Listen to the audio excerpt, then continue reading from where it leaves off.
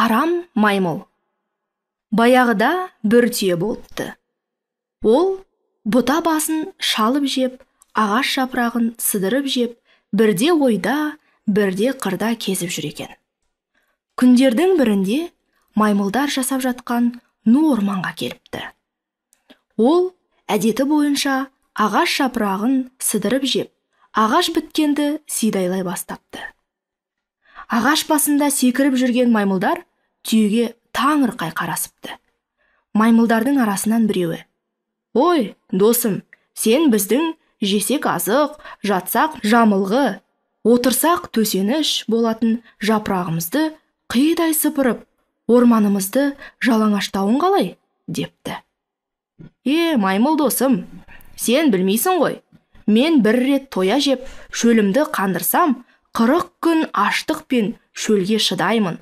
Биыл ағаш басы сояу болғанымен, келер жылы қайта көктеп, жапырақ жайып, мәуелейді деп, жапыраққа тойған түйе маң-маң басып кете беріпті.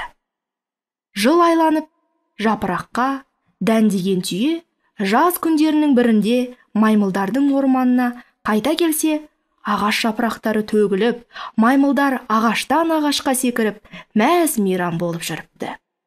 Баяғыдағы маймыл түйеге: «Ей, досым, аман келдің бе? Сен расында керемет екенсің. Жазымыз жадырап, көңілді өтіп жатырмыз. Бұдан былай екеуміз дос болайық», деп маймыл мен түйе араларынан қыл өтпейтіндей дос болыпты. Олар бір көлдің жағасын мекендеп, тұрмыстарын жақсы өткізіп, достық, барыс, келісті нығайта түсіпті. Бір жылы құрғақшылық жүріп, жан-жануарларға ауыр апат әкеліпті.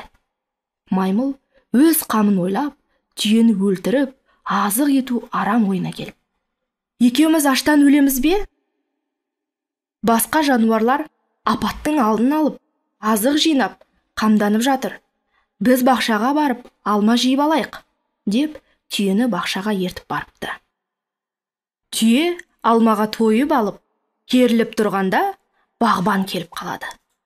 Осы кезде залым маймыл ағаштан ағашқа секіріп, құтылып кетеді. Бағбан түйені ұстап алып, өлімші етіп сабап, көк ала қойдай қылады.